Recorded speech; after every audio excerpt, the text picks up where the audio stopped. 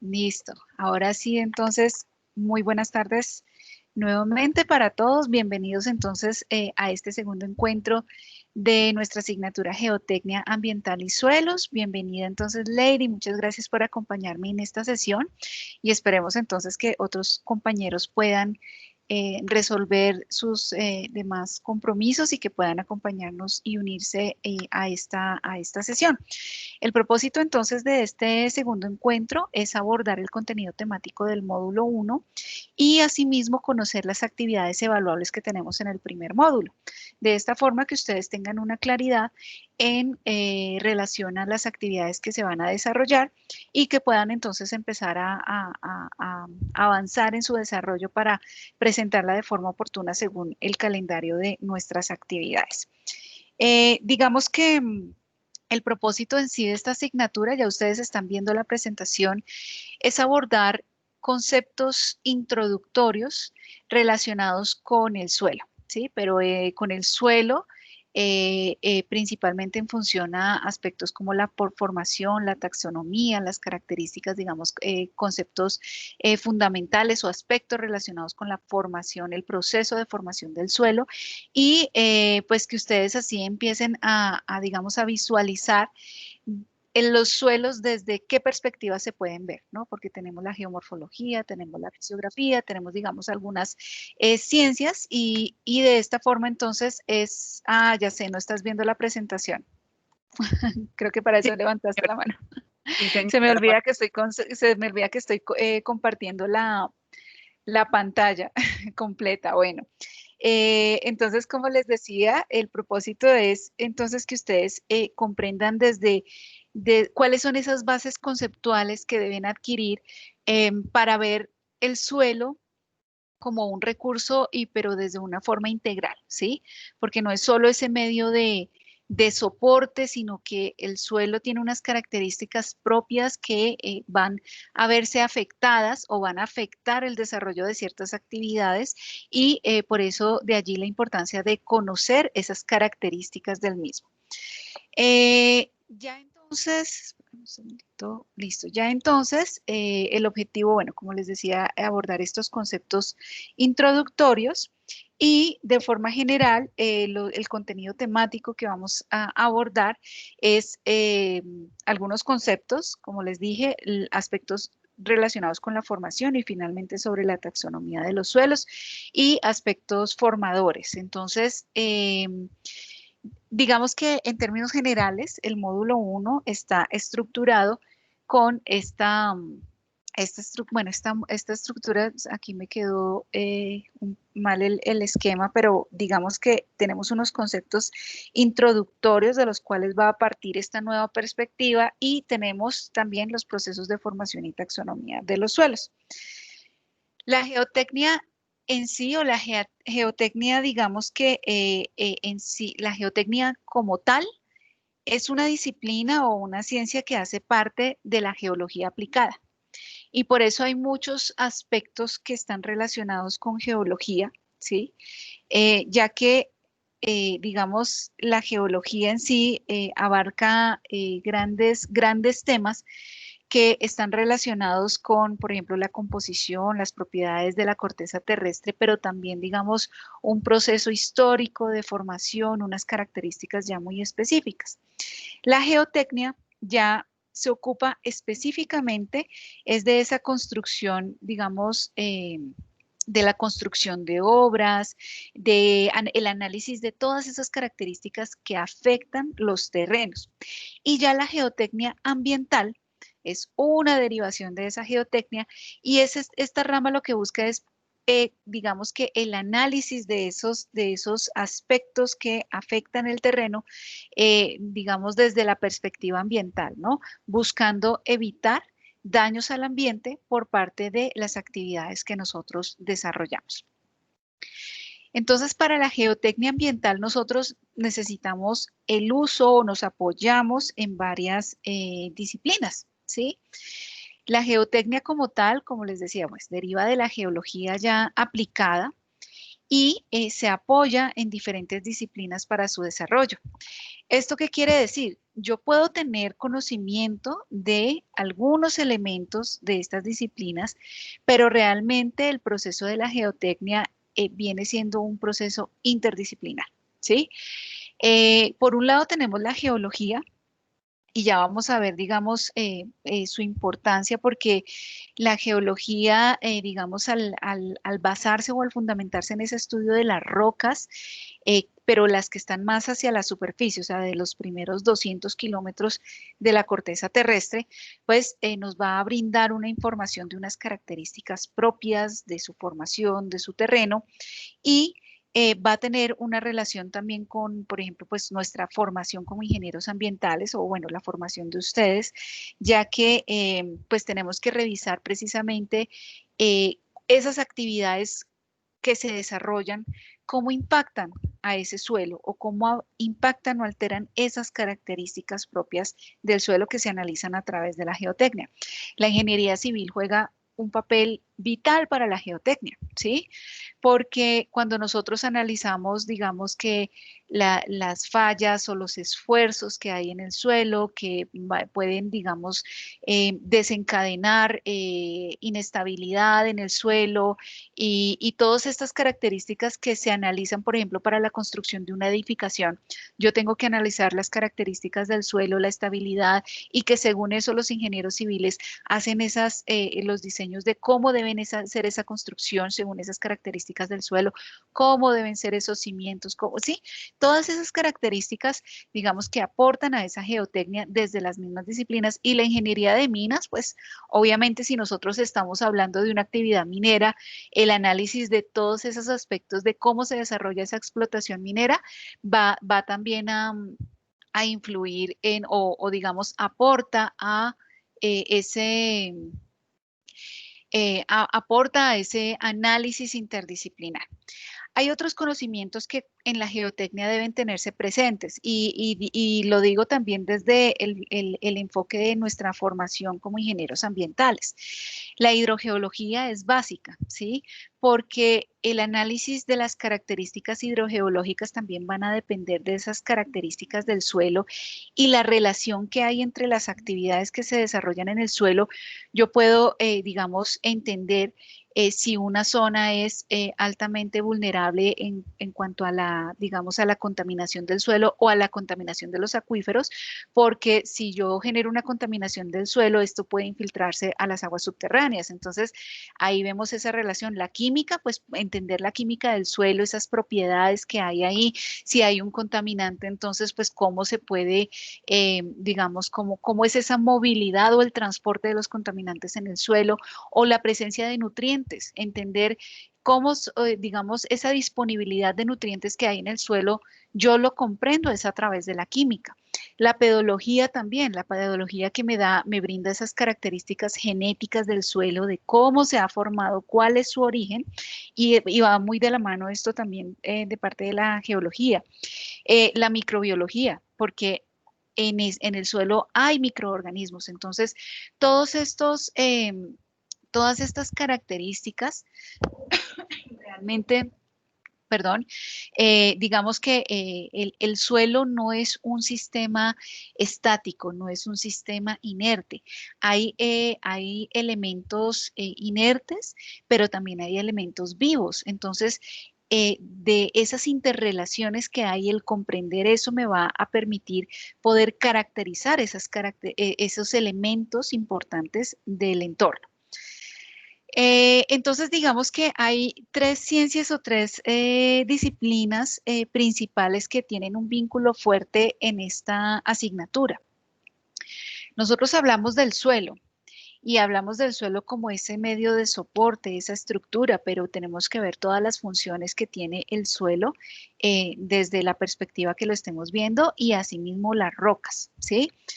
La edafología entonces nos va a permitir estudiar o nos brinda la información sobre el uso del suelo, cómo se compone el suelo, cómo se puede conservar, los procesos físico-químicos que ocurren ahí, los procesos biológicos que también se desarrollan.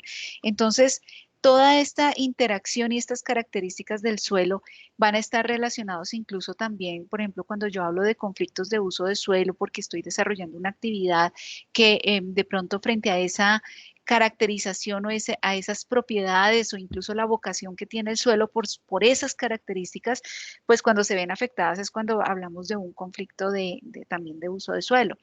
La pedología.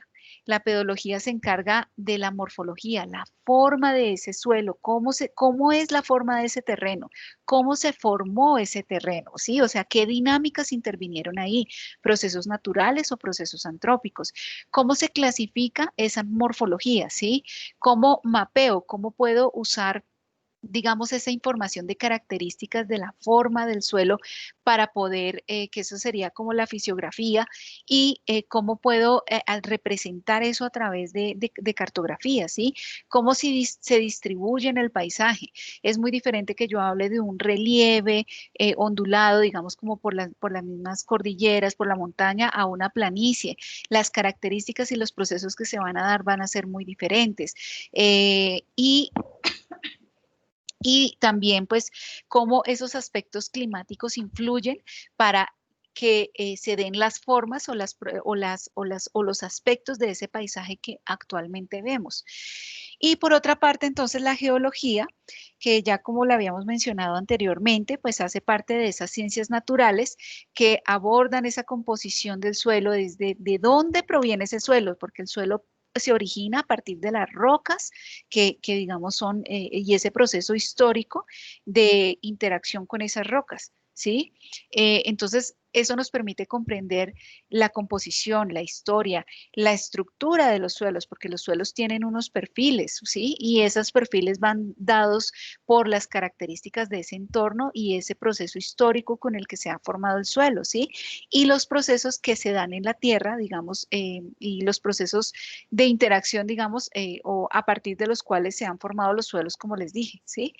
Ya eso lo vamos a ver un poco más adelante. Entonces, dentro de esta pedología también podríamos mencionar, hay un elemento importante que es la fisiografía, ¿sí? Digamos que la fisiografía ya se centra específicamente en estudiar esas formas del relieve, ¿sí? Esas formas de relieve que tenemos en nuestro entorno. Que yo pueda poder, digamos, pueda identificarlas y describirlas, ¿sí?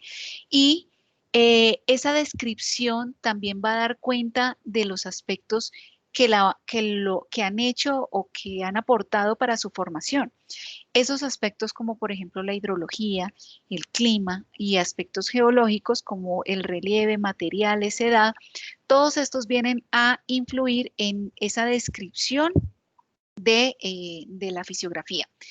Eh, en Colombia usamos, digamos, un sistema de clasificación fisiográfica donde nosotros podemos hacer esa caracterización de mi entorno, ¿sí? De ese suelo desde una geoestructura, digamos, una provincia geográfica, unidad climática, hasta llegar hasta un subpaisaje. Entonces, miren que esa fisiografía, como les decía, esa descripción del entorno es lo que nosotros normalmente hablamos de ese paisaje, pero el sistema de clasificación ya me permite ir, digamos, describiéndolo. Hagan de cuenta en un zoom, haciendo un zoom, ¿sí?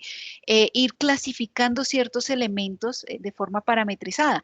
Entonces, la geoestructura está relacionado o hace énfasis es al megarrelieve a nivel del continente, ¿sí? Hablando de una megacuenca.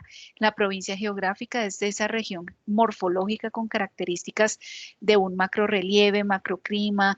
Vamos caracterizando, digamos, esa región de forma general.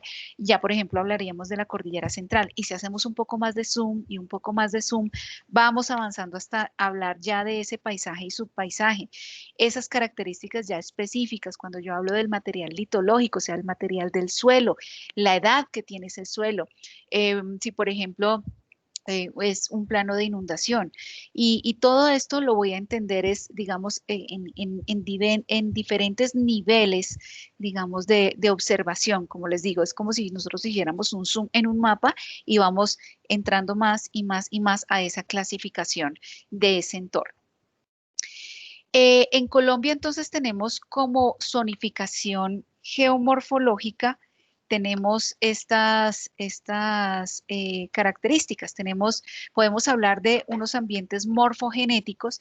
Entonces, cuando yo hablo de ambientes morfogenéticos es, si digamos yo estoy viendo una montaña, entonces yo puedo decir que el aspecto morfogenético dominante es estructural, denudacional, fluvial, marino, es decir, de dónde se forma eso, si es a partir de, digamos, del afloramiento de una formación geológica, o si es fluvial es porque quizá, digamos, proviene de esas inundaciones históricas que han tenido los terrenos y que formaron, digamos, los suelos que actualmente tenemos. En esa misma estructura tenemos los subambientes morfodinámicos, ¿sí? Las unidades ya geomorfológicas como tal, y todo esto es lo que nosotros describimos en los estudios ambientales. Si ustedes han visto una caracterización ambiental, una línea base de un estudio de impacto ambiental, porque digamos ese tipo de documentos podemos encontrarlos fácilmente en la web o a nivel de los artículos científicos, podemos ver que siempre para un proyecto tenemos que hacer esa descripción geofísica, geoambiental de ese entorno donde se va a desarrollar un proyecto. Entonces, todos estos elementos de ese ambiente morfogenético, o sea, esa caracterización geomorfológica, nosotros podemos hacerla y tenemos que acceder es precisamente a esas fuentes de información oficiales y a conocer esas características del entorno para poder hacer esa descripción. Frente a estas características geomorfológicas, es importante resaltar que el hombre ha modificado los procesos morfogénicos del territorio, y eso, digamos, es consecuencia del desarrollo de cualquier actividad humana, ¿sí? Sin embargo, esa modificación ha sido, digamos, al no hacerla con criterios de sostenibilidad, ha tenido como efecto que se desarrollen problemáticas ambientales como lo son la erosión, la desertificación y las inundaciones. Si yo voy a hacer un asentamiento, yo hago parte de una comunidad y hago un asentamiento en una zona y hago una tala indiscriminada para hacer provecho de esa madera y también que en ese terreno pues yo vaya a hacer el asentamiento de mi comunidad, pues eso va a tener, digamos, repercusiones si yo no lo hago de forma sostenible, ¿sí? Entonces, dentro de los principales aspectos antrópicos que derivan, digamos, en esos problemas ambientales o cómo se han modificado esa morfogénesis de nuestro terreno colombiano, están, por ejemplo, bueno, como les dije, los asentamientos por la destrucción de la cobertura vegetal. Si nosotros analizamos eso, ¿qué podemos, o sea, qué puede tener como consecuencia? Que se afecta la capacidad de infiltración del suelo, que ocurre esa degradación del suelo que les estoy mencionando acá, ¿sí? Que en las zonas, digamos, al haber erosión, entonces por efecto de las lluvias se arrastra todo ese material, y en las zonas bajas de esos terrenos, pues ocurre una sedimentación o en los mismos cuerpos de agua, y ahí es cuando también se genera como consecuencia las inundaciones. En el caso de la desertificación, que la desertificación, digamos que es el más alto nivel de degradación ambiental de un suelo, ¿sí? Y ya esa desertificación puede llegar incluso a ser irreversible. ¿Sí? Entonces, digamos, si la población se asienta en una zona que es de bajo déficit hídrico y digamos que hago un sobreuso de esos recursos naturales que son escasos en esa zona, entonces ya es cuando ocurre esa degradación irreversible y se generan otros problemas. Además de los que estoy mencionando acá, por ejemplo, los problemas de efectos de remoción en masa, ¿sí? Los procesos que están relacionados con los movimientos en masa. Entonces, esas consecuencias son las que se ven, digamos, en nuestras actividades y que a veces vemos en las noticias, más cuando se presentan épocas de lluvia. Como digamos épocas de invierno, como ya la que estamos atravesando. Ya entonces pasamos a la definición de qué es una remoción en masa, ¿sí? La remoción en masa es ese movimiento de la masa del suelo por una superficie de falla en la cual se supera una resistencia al esfuerzo cortante del terreno. Entonces ahí ocurre básicamente una inestabilidad del terreno y esa remoción pues tiene unas características específicas según las condiciones del suelo y los procesos que se han dado ahí y los aspectos climáticos, ¿no? No los podemos dejar a un lado. Aquí tenemos una descripción de esos elementos que están, digamos, o los tipos de movimientos en masa que podemos tener. Toda esta información, apreciados estudiosos, pues está en un mayor nivel de detalle en el material de estudio para que de esta forma entonces ustedes puedan consultarlo con más tiempo para poder revisar esta información. Pero de manera general tenemos estas tres agrupaciones de movimientos, ¿no? Tenemos los desprendimientos y volcamientos, ¿sí? Que es cuando ya se ocurre un desprendimiento de un bloque como tal, ¿sí? Por ejemplo, en una ladera. Están los deslizamientos, ¿sí?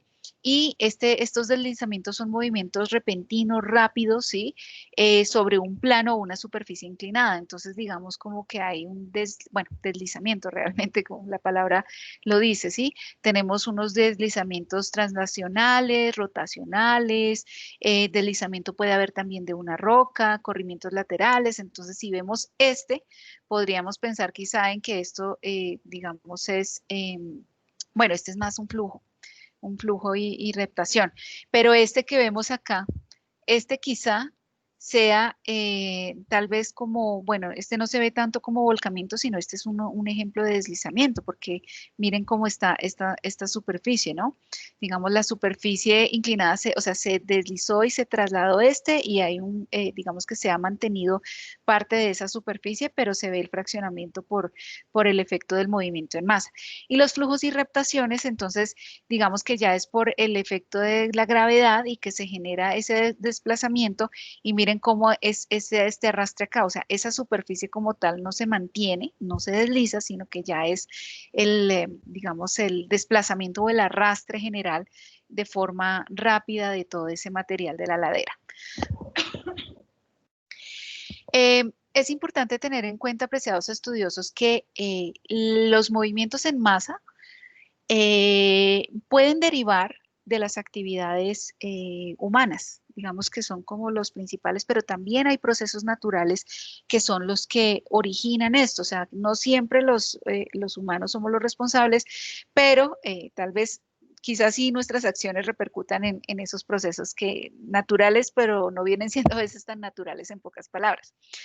Digamos que hay unas condiciones específicas del entorno que van a favorecer los procesos, pero cuando ya el hombre va a intervenir, pues lo que se hace es exacerbar ese proceso, ¿sí?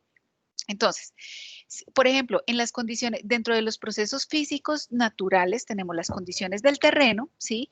Esas condiciones del terreno como una alta pendiente del terreno, el material débil, o semible,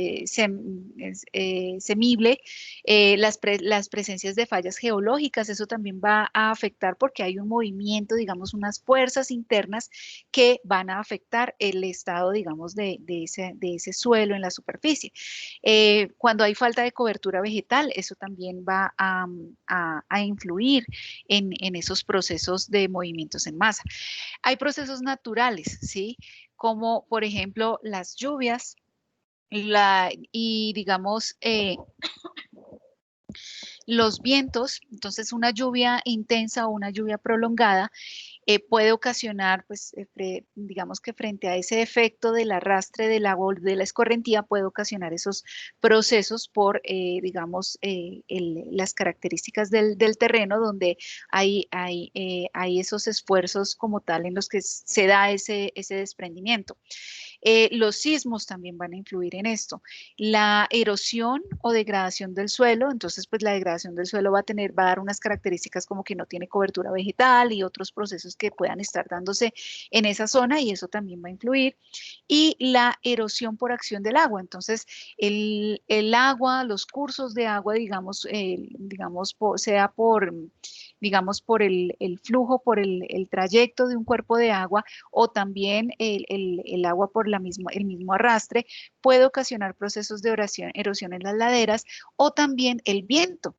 si nosotros pensamos en el viento como tal, en zonas donde el viento es muy fuerte y cuando tiene una predominancia en una dirección específica y justo es hacia esta montaña, pues sí hay unas características como quizá las lluvias, la falta de cobertura vegetal, pues eso va a incidir en que se den procesos naturales de erosión a causa del viento. Dentro de los procesos artificiales, entonces tenemos cortes y excavaciones en las laderas, sobrecarga y rellenos en las laderas. Entonces, si hay una sobrecarga, digamos, por unas viviendas en una ladera que realmente no tiene una tanta resistencia, digamos, a ese esfuerzo que debe soportar esas viviendas que están ahí, entonces, pues eso va a influir. La modificación del drenaje natural, ¿sí? Cuando yo cambio el curso de eso, de esa escorrentía de esa agua y la concentro hacia una zona, pues eso también va a influir. La falta de drenaje urbano. Si yo no tengo un sistema colector de alcantarilla, de aguas lluvias y de alcantarillado, pues esta agua puede irse infiltrando y al estar, digamos, quizá muy concentrada, digamos, porque se enfocan hacia una zona, pues eso va a generar una estabilidad en el terreno y la actividad minera, pues es otra de las actividades humanas que pues, no podemos obviar en estas características. Ya pasamos entonces al contenido a otra unidad temática que ya es la descripción del suelo. Nosotros podemos encontrar muchas descripciones de qué es el suelo, ¿no? Pero realmente, digamos, aquí queremos traer a ustedes esta definición que es del Ministerio de Ambiente por los elementos que describe aquí. Según el suelo, desde la perspectiva, desde la ciencia que yo lo esté viendo, pues yo voy a tener una definición. Para nuestro propósito en la asignatura, esta nos parece bastante integral, pues miren que define el suelo como componente fundamental del ambiente, natural, finito, porque a veces aseguramos o consideramos que estos recursos son infinitos y de ahí a su mal manejo y a su uso insostenible, ¿no?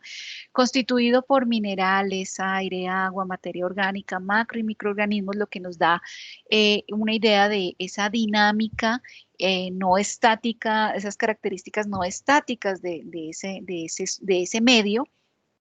Y digamos que estos elementos que lo constituyen desempeñan procesos permanentes de tipo biótico y abiótico, cumpliendo funciones y prestando servicios ecosistémicos vitales para la sociedad y el planeta. Es decir, el bienestar que nosotros podemos tener, que digamos que se previene, por ejemplo, el que la zona donde yo me encuentre no tenga características de inestabilidad en el suelo, que pueda afectar las edificaciones o digamos que el mismo terreno, las características me mantenga seguro o protegido de, por ejemplo, de una inundación, de ese tipo de aspectos hace parte de todos esos bienes y servicios ecosistémicos que nos brinda este recurso, ¿sí? La posibilidad de degradar material orgánico en el mismo suelo y que se reincorpore como nutrientes y que se mantenga la vida, el poder cultivar, que sea como fuente de alimento, como fuente de bienes, como la madera y las plantas medicinales, etcétera. Entonces, la función del suelo es vital y digamos, por eso estos servicios ecosistémicos son importante reconocerlos. Bueno, tenemos aquí que hay aspectos formadores del suelo, como ya se los había mencionado anteriormente, y estos aspectos van a definir las características de un suelo que yo quiera analizar, ¿sí? Características como el clima, ¿sí? Por ejemplo, la precipitación, si es una zona que tiene una alta precipitación o una escasa precipitación, la temperatura, el viento, digamos que la relación, digamos, con la radiación solar, entonces procesos de evapotranspiración, nos va a permitir el desarrollo de las plantas, ¿sí? Todos estos aspectos van a influir. Tenemos también el material parental. El material parental se refiere a esos, es el material que me da origen al suelo. ¿De dónde proviene mi suelo? ¿Sí? Digamos, si proviene del magma, entonces que yo hablo de las rocas ígneas, o si proviene quizá de una roca ígnea, que tiene erosión, entonces ese material es un depósito sedimentario, ¿sí? O digamos, o viene de un proceso de metamórfico, que es decir, que fue sometido históricamente, digamos, a profundidades, digamos, a altas presiones y temperaturas, y así se da esas características de ese terreno, o por ejemplo, que fue sometido a procesos de compactación eh, que digamos que de esas características específicas. El relieve, entonces el relieve va a ser otro elemento que va a jugar un papel importante, porque no es lo mismo que yo hable de un terreno bueno, un terreno que sea bastante ondulado, con pendientes, digamos, bastante fuertes, ¿sí? En las que yo piense hacer un cultivo, desarrollar un cultivo, a un terreno que sea más bien planicie, semiondulado, o con pendientes leves a moderadas, de eso dependen las características tanto del suelo como de las actividades que yo puedo desarrollar ahí. Y el tiempo como tal, apreciados estudiosos, es, digamos, el factor, uno de los factores principales, por decirlo así, de la formación del suelo, porque el suelo tiene historia, ¿sí? Y se ha formado a partir de esos procesos que ocurren a lo largo de ese tiempo. Aquí por eso les presento este esquema que me gusta mucho porque nos muestra que las rocas y en sí, digamos, los suelos, eh, digamos, hay un ciclo constante. Esto es lo que se llama el ciclo de las rocas. Y esto, como les presento acá, realmente las rocas, esto es un ciclo continuo de formación y digamos, de desligarse de ese proceso de formación para formar parte de los suelos, para integrarse o para ser trasladado a otra zona por los mismos aspectos ambientales. Entonces, es un proceso constante de transformación y de reciclaje de esos componentes y de esos materiales, ¿sí? Entonces, tenemos lo que yo les decía, las rocas ígneas, las sedimentarias, las metamórficas, ¿sí? Y todos estos ciclos, entonces, digamos que nos muestra que, o este ciclo nos muestra que según el proceso o el evento o las características de ese entorno puede tomar diferentes rutas, ¿sí? Puede haber un transporte, digamos, desde el material fundido, ¿sí? De ese magma como tal que va a formar, digamos, esas rocas ígneas, y esas rocas ígneas también de aquí puede haber proceso de erosión, ¿sí? Y esto va a transportar esos materiales o esos sedimentos para formar suelos y depositarse en otras superficies, ¿sí? Y asimismo, entonces también se forman las rocas metamórficas con el paso de la historia, y que se van conformando estas capas de historia con el paso del tiempo, que quizás se puedan fusionar nuevamente eh, las rocas, o también pueda aflorar nuevamente a la superficie, ¿sí?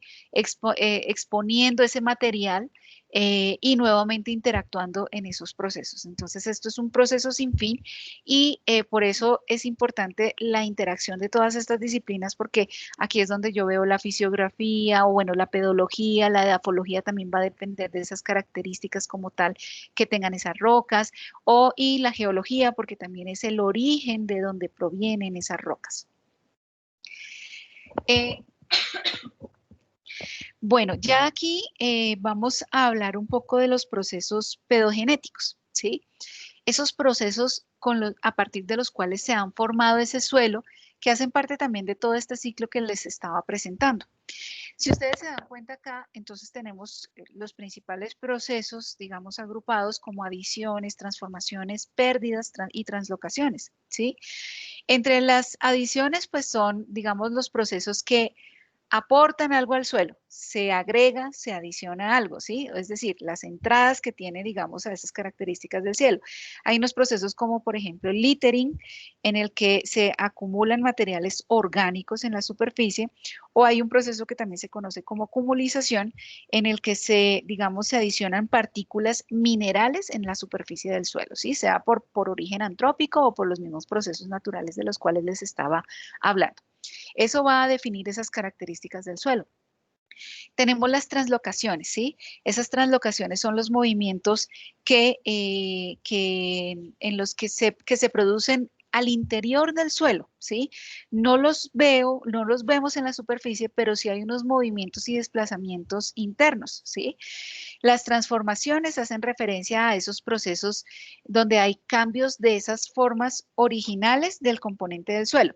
Cambios originales, formas originales, digamos, frente a las características de un suelo, puede haber un proceso de humificación, ¿sí? Esa transformación de la materia orgánica y eso va a dar unas características muy propias de un color oscuro en la superficie, ¿sí? Por ese contenido de material orgánico.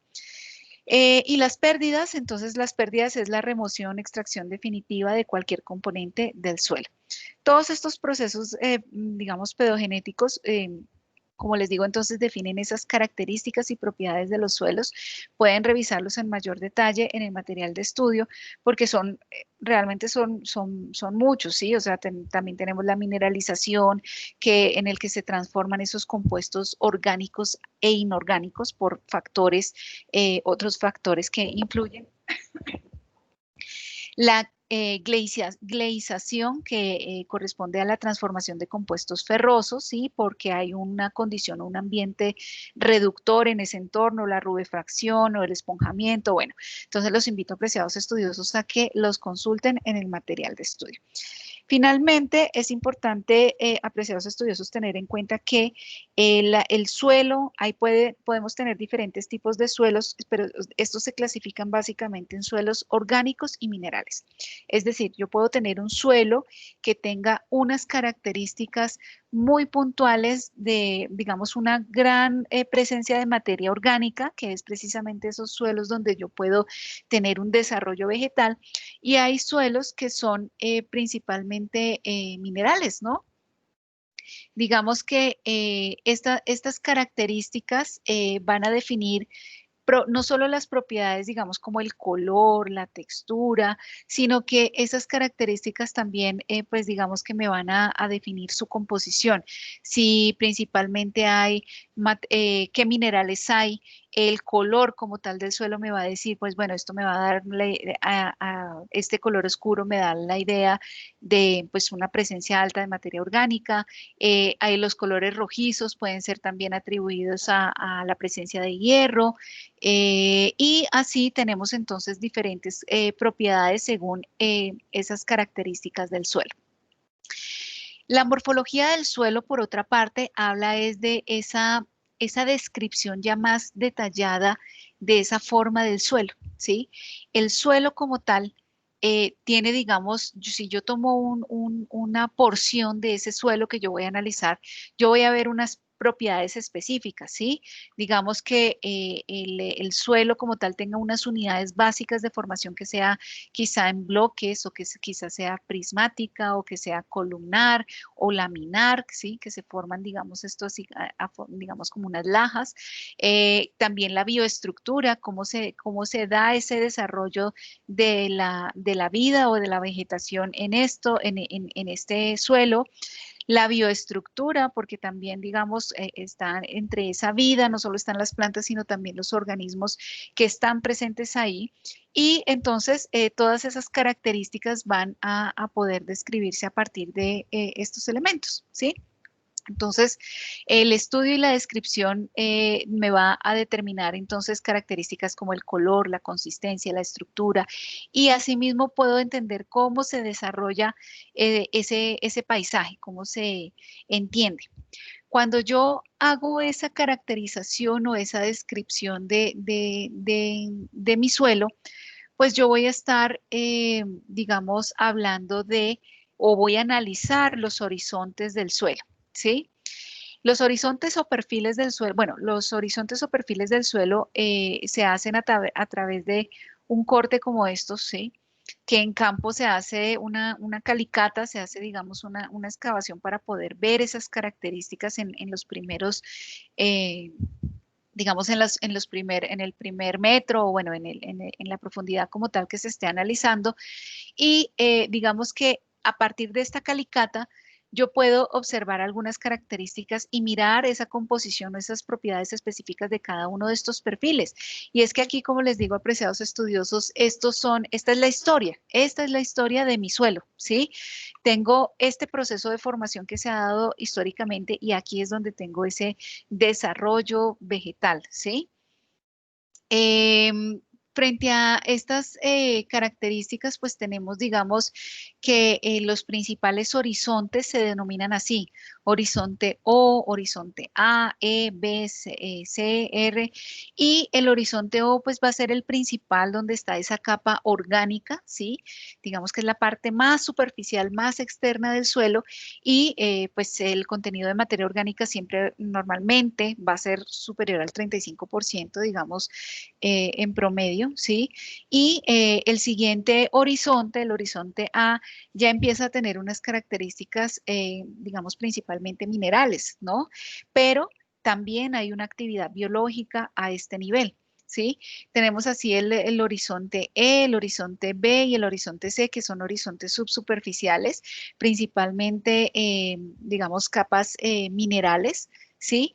Y finalmente el horizonte R, que es la roca madre, ¿sí? Que es, perdón, realmente no es que sea un horizonte como tal, porque es la roca madre, pero pues no se puede, digamos, excavar, o sea, es la roca donde se dio origen o se dio formación a este suelo. Bueno, digamos que debemos tener presente también, perdón, apreciados estudiosos, que a través de esta representación vemos los horizontes, digamos, muy uniformes, ¿no? Sin embargo, es importante tener en cuenta que los horizontes, digamos, pueden existir de acuerdo a las características propias de cómo se han formado, ¿no? Entonces, podemos tener horizontes maestros con unas características, digamos, homogéneas o también horizontes combinados, ¿sí? Los horizontes combinados, digamos que se ve un matiz, un cambio, digamos, en estos perfiles a lo largo de la calicata, pero digamos que no siempre se ve como con este mismo detalle de precisión. Listo, ahora sí vamos a hablar de la tipología de los suelos.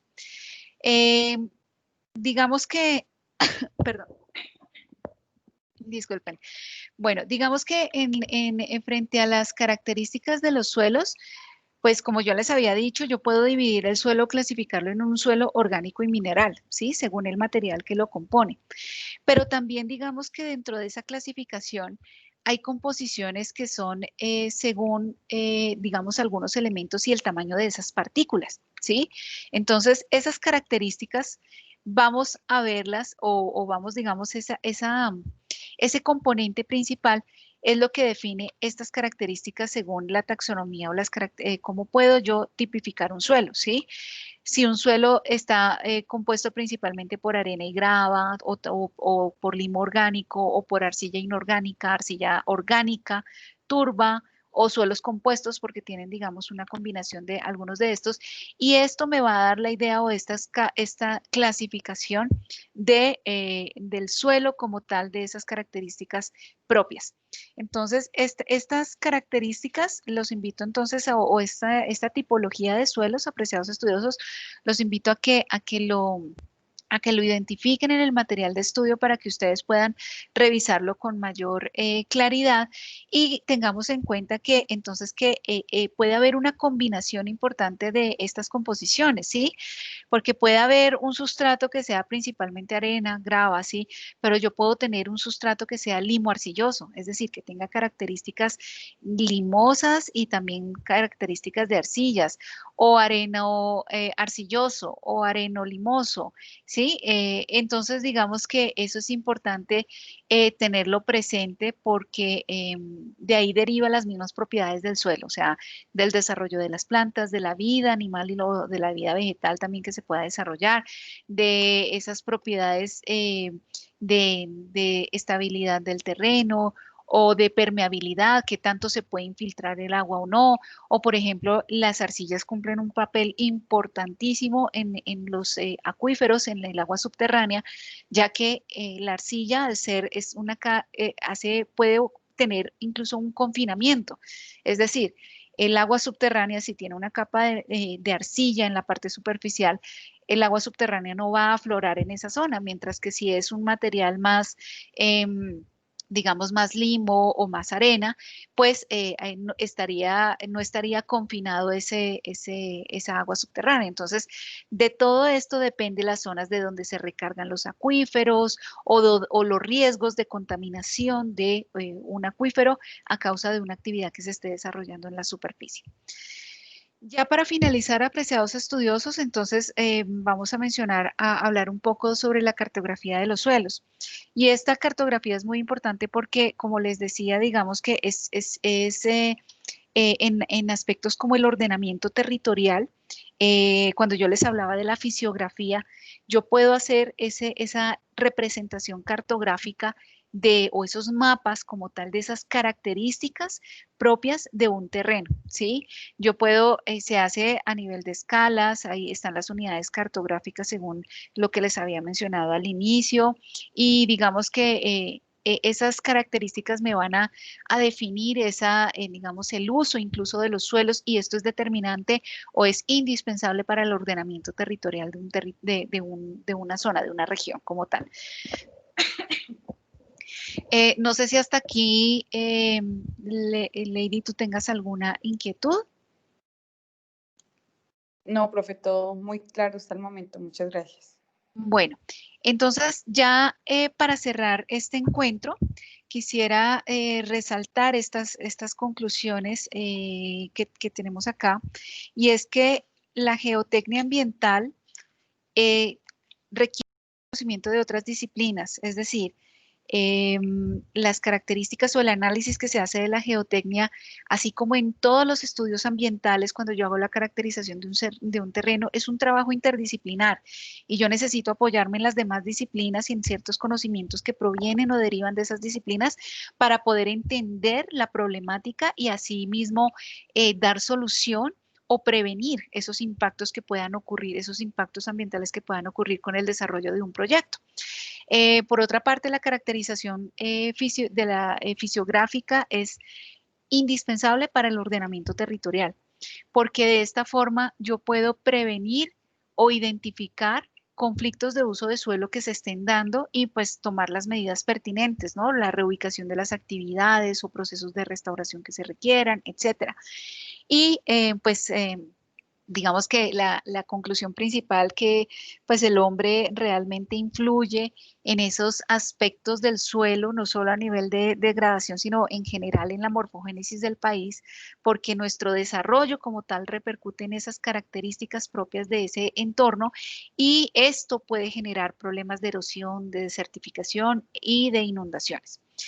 Por otra parte, los factores ambientales pues son indispensables, o sea, siempre van a influir y son los determinantes en el proceso de formación del suelo, como lo mencionamos a lo largo del encuentro. Y en general, la clasificación de los suelos, pues podríamos resaltar que se dividen en minerales y orgánicos, y que estos primeros provienen de la roca madre, de la ruptura de la misma, de los detritos digamos, lo que se alcanza a desprender de esa roca, y los segundos, los orgánicos, provienen es de la materia orgánica que se forma a partir de la descomposición de ese material orgánico, material de origen animal, material de origen vegetal, y eso es lo que se transforma en ese humus que permite el desarrollo de la vida misma en el suelo. Entonces, hasta aquí hemos terminado el contenido de este primer encuentro sincrónico. Yo quisiera, y si te parece bien, Lady, o si tienes algo que agregar, pues estaré atenta. Quisiera pasar en este momento a nuestra aula, de forma que podamos revisar el contenido de las próximas actividades o de las actividades evaluables que tenemos en nuestro módulo. ¿Te parece bien? Sí, señora. Listo. Bueno, entonces, como primera actividad evaluable, apreciados estudiosos, para el módulo 1 tenemos una evaluación.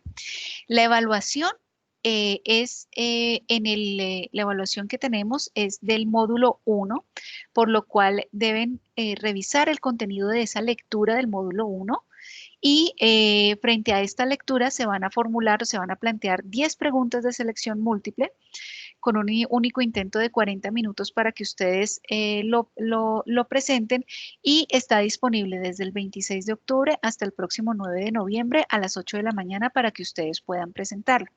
Voy a retornar aquí al módulo para mostrarles que de esta lectura es que derivan principalmente, o sea, de esta lectura derivan realmente el contenido de esta evaluación. ¿Listo?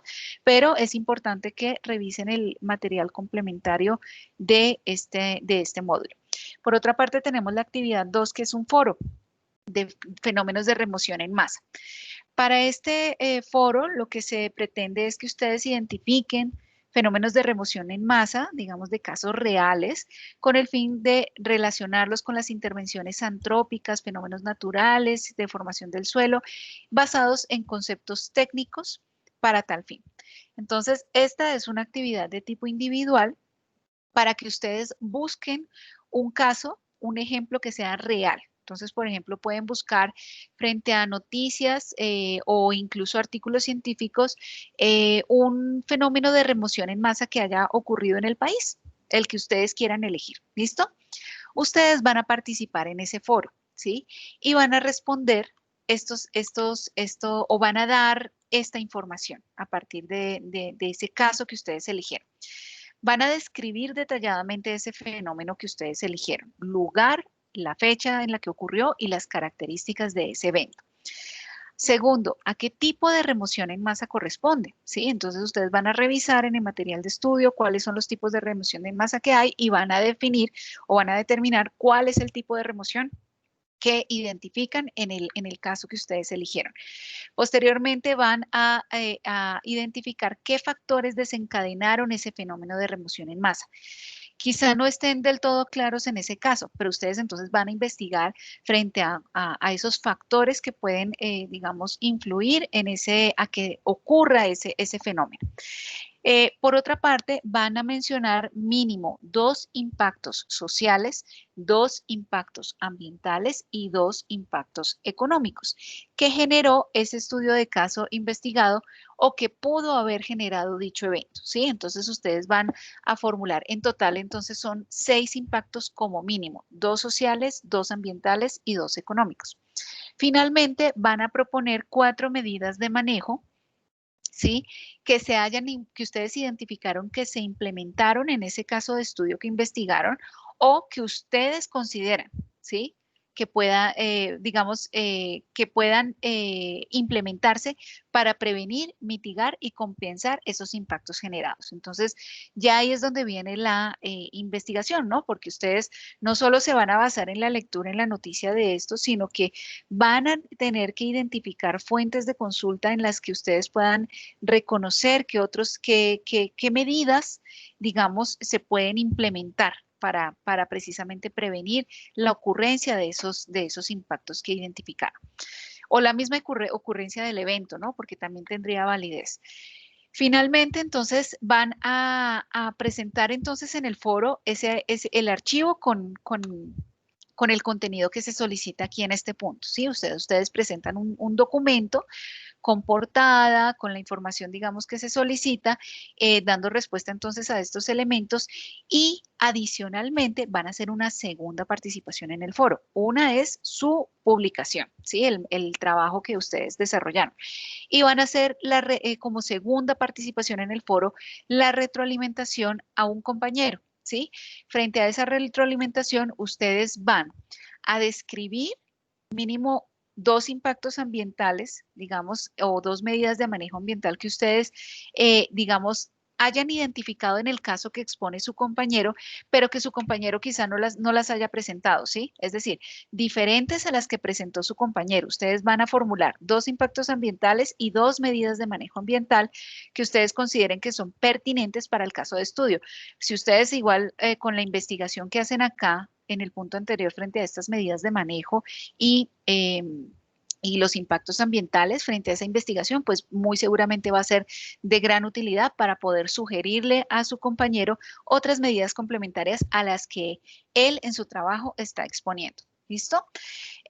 Por otra parte, entonces tenemos acá, bueno, ¿qué se debe entregar? Entonces, como les decía, el documento, portada, respuesta a cada uno de los ítems solicitados y una vez realizada entonces esta participación, la retroalimentación a sus compañeros. Tenemos algunos recursos como el material de estudio, el material complementario y las bases de datos de la biblioteca UMB virtual para que ustedes puedan buscar estos términos, puedan encontrar información que les sirva de soporte. Les recomiendo también que visiten, por ejemplo, el Servicio Geológico Colombiano, que tiene un material muy interesante referente a los, digamos, a todos estos procesos de remoción en masa, como para complementar y enriquecer su proceso de investigación. Como siempre, apreciados estudiosos, mi recomendación, la recomendación que les hago a todos mis estudiosos en las aulas, y es que tengan presente los criterios de calificación de la rúbrica. Si ustedes quieren tener un desempeño alto, tomen esto como una lista de chequeo. Revisen y validen cuáles son los criterios bajo los cuales yo les voy a calificar su actividad, porque frente a lo que ustedes presenten, yo voy a decir, ok, cumples con este, pero no cumples con este. Y de esta forma, entonces, es que se genera la nota, porque miren que cada criterio está ponderado, ¿no? Tiene un peso específico para la nota. Miren también, apreciados estudiosos, que en los criterios genéricos está la importancia de las normas APA, ¿sí? La ortografía y la redacción. Y también la retroalimentación a su compañera, ¿sí? Entonces, apreciados estudiosos, pues esta es la actividad como tal. Esta actividad va a estar disponible desde el 9 de noviembre, perdón, sí, desde el 9 de noviembre hasta el, no, perdón, esta ya está disponible, perdón, un segundo, voy a verificar. Esta actividad como tal está, perdón, desde el 2 de noviembre, sí, desde el día de ayer hasta el 16 de noviembre, porque sí, esta actividad está programada, está contemplada para el desarrollo durante 2 semanas. Entonces, los invito, apreciados estudiosos, a que revisen la descripción, empiecen a investigar para que escojan un caso de estudio bien interesante que puedan compartir con sus compañeros en el aula. ¿Hasta aquí tienes alguna inquietud, estimada Lady? No, profe, yo creo que ya las inquietudes de pronto me van surgiendo a medida que vaya desarrollando las actividades, entonces de pronto te molestaría ahí con algún correíto. Claro que sí, no te preocupes.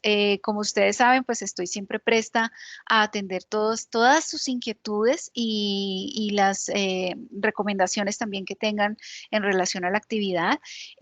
Quizá en el encuentro de bienvenida, pues no reiteré mi correo, pero quienes tengan alguna inquietud, recuerden los canales de comunicación que tenemos disponibles en nuestra aula para poder emplearlos, tales como el correo electrónico. Mi correo electrónico es Ivone, y como se escribe mi nombre y lo ven ustedes en la pantalla, .angulo@umb.edu.co. También me pueden contactar a través del buzón de Canvas. O asimismo también pongo a su disposición mi número telefónico personal, de forma que si ustedes tienen alguna inquietud, yo sé que a veces es mucho más fácil por la inmediatez, a veces de pronto queda más difícil escribir un correo electrónico, entonces pueden escribirme a través de WhatsApp con la inquietud puntual. Créanme que yo respondo a la mayor brevedad, o sea, a más tardar al día siguiente yo estoy respondiendo las consultas de mis estudiosos. Entonces mi número telefónico es 311-218-8531. Voy a ponerlo aquí en el chat para confirmarlo, 311-218-8531, para que ustedes me contacten en los horarios de atención establecidos, por favor. Quizá a veces es más fácil a través de WhatsApp, porque si, por ejemplo, así como estamos en este momento en un encuentro sincrónico y ustedes me llaman, pues no voy a poder atender su llamada. Pero si ustedes me dejan el audio, la imagen, la pregunta escrita por el chat, con muchísimo gusto estaré atendiendo todas las dudas que tengan para el desarrollo de la actividad. Entonces, pues no me queda más que agradecer la asistencia tuya, Lady, tu participación. Espero que este encuentro y el contenido haya sido de tu interés. Y bueno, estaré presta a atender cualquier inquietud que tengas a lo largo del desarrollo de este módulo, ¿vale? Y de todos los estudiosos. Vale, profe, muchísimas gracias por el tiempo. Vale, una feliz tarde, un feliz descanso. Cuídense mucho todos, por favor, cuiden mucho a sus seres queridos, aprovechemos el tiempo con ellos y también estudiemos mucho. Un abrazo para todos y que estén muy bien. Chao, Lady, que estés muy bien. Chao, profe, que estés muy bien. Muchas gracias.